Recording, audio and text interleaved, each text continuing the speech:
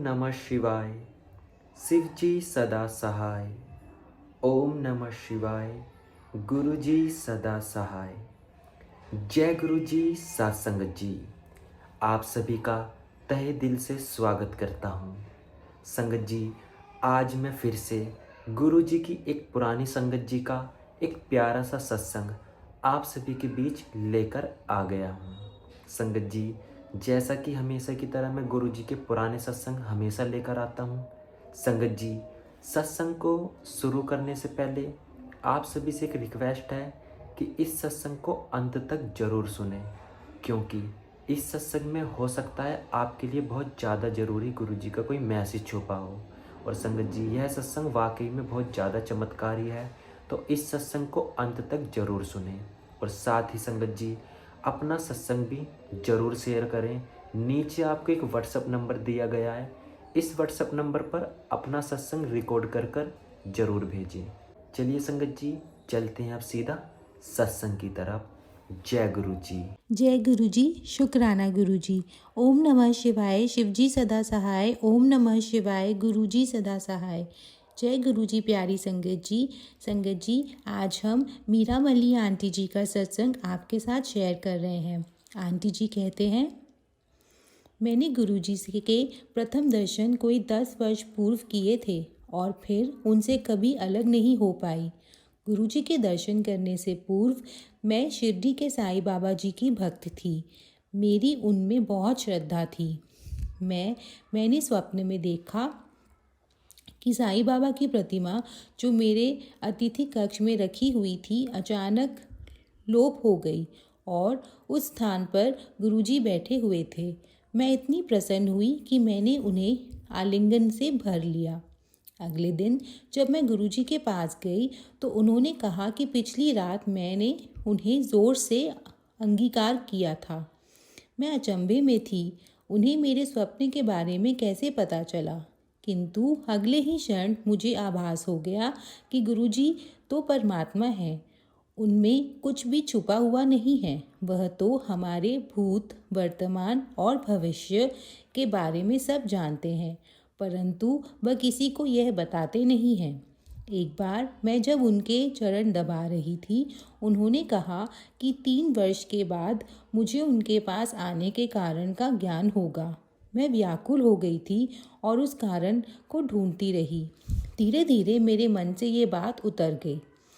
फिर 3 वर्ष के उपरांत मेरे पति को हृदय और गुर्दे की समस्याएं हो गई। हम उन्हें बम्बई ले गए, जहाँ पर 15 दिन तक गहन चिकित्सा केंद्र में रहे। उन दिनों मैं अपने हाथ में गुरुजी का चित्र लिए हुए उनसे विनती करती रहती थी। चिंता बहुत हो रही थी। मैंने दिल्ली में अपनी बेटी को गुरुजी के पास जाकर मेरी समस्याओं के बारे में बताने के लिए कहा, परंतु गुरुजी ने उसको टोक दिया और बोले कि आंटी उनके साथ जुड़ी हुई हैं। मुझे एक बार पुनः वह यह आभास हुआ कि उन्हें सब कुछ ज्ञान है और उनको कुछ भी बताने की आवश्यकता नहीं है। गुरुजी की दया से मेरे पति के स्वास्थ्य में प्रगति हुई और हम दिल्ली वापस आ गए। मैं तुरंत गुरुजी के पास गई और उनको बार बार धन्यवाद दिया, तो वह बोले कि मेरे पति को नवजीवन दान देने के लिए ही उन्होंने अपने पास बुलाया था। हम जानते हैं कि जन्म और मृत्यु तो सृष्टिकर्ता के हाथ में है। यदि वह ऐसा करे तो स्पष्ट है कि वह स्वयं वही है। एक बार मैं गिर पड़ी थी, जिससे मेरी टांग की शल्य क्रिया हुई थी। उसके उपरांत मेरे पैर में निरंतर वेदना होती रहती थी। औषधियाँ लाभ नहीं कर रही थी। जब मैंने यह समस्या गुरुजी के सम्मुख रखी तो उन्होंने मुझे पान के पत्ते अभिमंत्रित करके दिए। मुझे उन्हें पीसकर दर्द वाले स्थान पर लगाना था, किंतु ऐसा करने से मेरा दर्द बहुत बढ़ गया। मैं रोते रोते गुरुजी के पास गई तो उन्होंने कहा कि इस प्रकार मेरा सारा दर्द निकल रहा है। कुछ ही दिनों में पूरी वेदना समाप्त हो गई और फिर 3 वर्ष तक कुछ नहीं हुआ। अचानक एक दिन वह पीड़ा फिर होने लगी। गुरुजी उस समय जालंधर में थे और मैं दुविधा में थी कि क्या करूं। मेरी बहन ने एक चिकित्सक से समय ले लिया। मैंने गुरुजी से निवेदन किया कि यदि वह होते तो मुझे इसकी आवश्यकता नहीं होती। मैंने उनसे चिकित्सक से नियुक्त समय पर साथ रहने के लिए विनती की। घबराते हुए मैं चिकित्सक के पास गई। मैंने उनको पूरा हाल बताया और यह भी कहा कि 3 वर्ष से मैं कोई औषधि नहीं ले रही हूँ। उन्होंने जब पूछा कि मैं किसका उपचार कर रही हूँ तो मैंने उन्हें गुरुजी के बारे में बताया। यह सुनकर उन्होंने अपना ब्रीफकेस में से गुरुजी का चित्र निकाला और पूछा कि क्या ये वही है। मेरे सामने मेरी समस्या के उत्तर में गुरुजी थे। मैं भाव विभोर हो गई और मेरी आंखों से अश्रु बहने लगे। चिकित्सक ने मुझे आश्वासन दिया और कहा कि गुरुजी के होते हुए मुझे कोई चिंता करने की आवश्यकता नहीं है। उनके रहते हुए वह स्वयं और कुछ नहीं कर सकते। मैं घर लौट आई और शनैः शनैः मेरी पीड़ा समाप्त हो गई। कोई सोचेगा कि यह कैसे संभव है। यह तो गुरु कृपा का एक छोटा सा विवरण है। उनकी सभा में हमारा सीमित विज्ञान हार जाता है। गुरुजी तो वेदना स्वप्ने में ही समाप्त कर देते हैं। मेरे एक घुटने में दर्द हो रहा था। मैं अपने पारिवारिक चिकित्सक के पास गई तो उन्होंने एक्सरे और कुछ दर्दनाशक औषधियाँ लेने के लिए कहा। उसी रात को गुरुजी मेरे सपने में आए और उन्होंने मेरा हाल पूछा।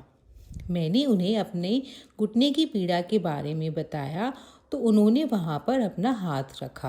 प्रातः उठने पर वहाँ पर कोई दर्द नहीं था। गुरुजी अपने अनुयायियों से इतना घनिष्ठ संबंध रखते हैं कि वह उनके मन की बातें भी पढ़ लेते हैं। एक संगत में गुरुजी अपने चित्र बांट रहे थे।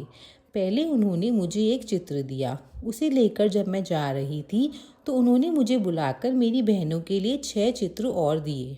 मेरे मन में विचार आया कि मेरी एक बहन की तो मृत्यु हो चुकी है।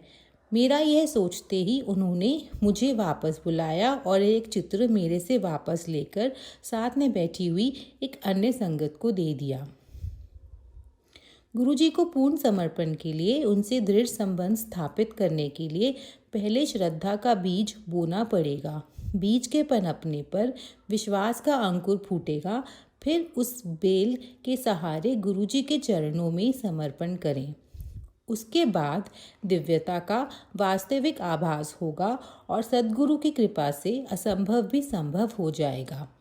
गणेश आरती में एक दोहा है, अंधन को आँख देत, कोढ़िन को काया, बांझन को पुत्र देत, निर्धन को माया। गुरुजी की सभा में यह चारों बातें यथार्थ होती हुई देखी जा सकती हैं। कैंसर का निवारण हुआ है और जनन शक्तिहीन को पुत्रोत्पत्ति हुई है। उनके पास से कोई भी खाली हाथ नहीं जाता। भक्त को केवल अपने विश्वास बनाए रखना है। गुरुजी शिव अवतार हैं।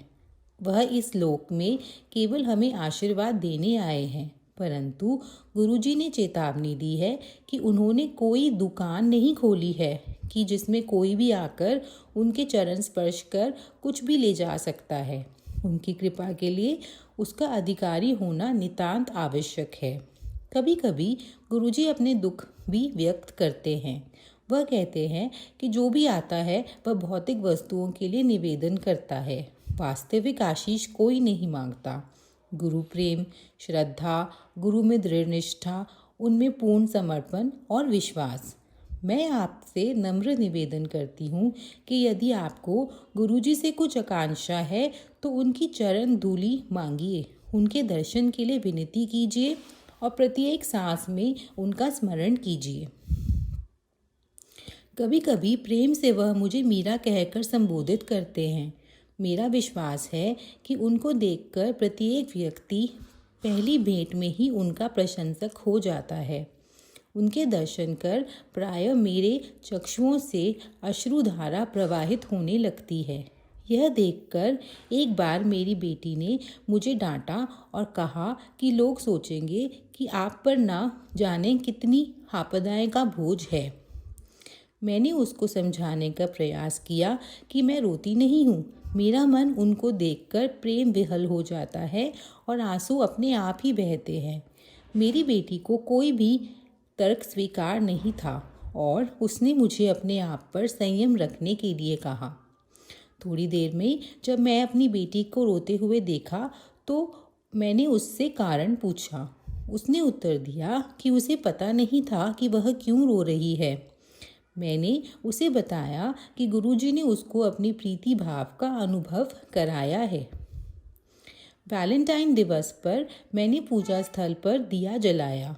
मैंने गुरुजी से कहा कि उनसे मिलने के बाद मैंने किसी से इतना प्रेम नहीं किया है। मैंने उनको बताया कि वह ही मेरे वैलेंटाइन हैं और इस दिन उपहारों का आदान प्रदान होता है। मैंने कहा कि मेरे पास अपना तो कुछ भी नहीं है जो उनको समर्पित कर सकूं। सब कुछ तो उन्हीं का दिया हुआ है। क्या वह मेरे प्रेम के अश्रु स्वीकार करेंगे? किंतु बदले में मैं उनसे कोई उपहार की आशा नहीं करूँगी। उस रात को गुरुजी मेरे स्वप्न में आए। उन्होंने अपने गले से एक गुलाब के फूल की माला निकालकर मेरे गले में डाल दी। वह सबसे उचित उपहार था। वास्तव में मैं उनकी लीलाओं का कोई अंत नहीं बता सकती। कुछ दिन पहले गुरुजी मेरठ गए थे और हमें उनके साथ जाने का सौभाग्य प्राप्त हुआ था।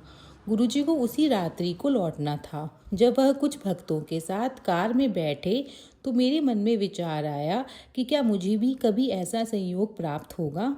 उनके साथ बैठने वाले वास्तव में अत्यंत भाग्यशाली थे। समय के साथ यह विचार मेरे मन से निकल गया। एक बार दिल्ली में एक विवाह के उपलक्ष्य में मेरी दोनों बेटियां मेरे साथ थीं। गुरुजी आए और उन्होंने मुझे बुलाकर पूछा कि क्या मैं उनके साथ लंगर करूंगी। मेरे द्वारा स्थान पूछने का साहस करने पर उन्होंने एम्पायर स्टेट का नाम लिया। मैं अति प्रसन्न हुई और उनको कहा कि मैं अपने बच्चों के साथ वहां पहुंच जाऊंगी। इस पर गुरुजी ने कहा कि मैं उनके साथ कार में यात्रा करूंगी। मैं कह ही नहीं सकती कि मैं यह सुनकर कितनी भाव विभोर हो गई। गुरुजी की कृपा और दया की कोई सीमा नहीं है। वह सदा अपना प्रेम बरसाते रहते हैं। यह सब प्रसंग उनके अस्तित्व की एक बूंद के समान है। मैं उनसे यही विनती करती हूँ कि वह अपने चरणों में मुझे स्थान देते रहें और अंतिम क्षण तक उनको स्मरण करती रहूँ। गुरुजी में संपूर्ण विश्वास रखिए और उसमें ही हमारी भलाई है। उनमें आस्था के पश्चात हमारे मस्तिष्क में कोई चिंता नहीं आ सकती। उन्हें हमारे बारे में पूरा ज्ञान है। वह दयावान और कृपावान है। फिर हमें क्यों चिंता हो? केवल वही चिंतित रहते हैं जिनमें आस्था का अभाव होता है और जिनका मन इधर उधर विचरण करता रहता है। मैंने गुरुजी की संगत में अमृत टपकता हुआ देखा है। उनकी सुगंध मदहोश कर देती है। इन्हीं कुछ शब्दों और प्रणाम के साथ मैं अपनी लेखनी को विश्राम देती हूँ। यहीं पर मीरा मल्ली आंटी जी का सत्संग पूर्ण होता है। जय गुरुजी, शुक्राना गुरुजी। संगत जी, आप सभी को गुरुजी का ये सत्संग बहुत ज़्यादा ही अच्छा लगा होगा, क्योंकि इस सत्संग में आंटी जी ने गुरुजी की महिमा को बहुत अच्छे से बताया है। जिन आंटी जी ने इस सत्संग को रिकॉर्ड कर भेजा है, उन आंटी जी का मैं बहुत बहुत धन्यवाद करना चाहता हूँ। और संगत जी, आप सभी भी ऐसे ही अपना सत्संग रिकॉर्ड कर ज़रूर भेजें। ऐसे ही प्यारे प्यारे सत्संग आप सभी के लिए मैं हमेशा लाता रहूँगा। तो गुरुजी के इस चैनल को आप सभी ज़रूर सब्सक्राइब करें। चलिए संगत जी, अब मैं एक और सत्संग के साथ आप सभी के बीच जल्द ही लौटूंगा। तब तक के लिए आप सभी को मेरा बहुत बहुत प्यार भरा नमस्कार और सारी संगत जी को मेरा जय गुरु जी।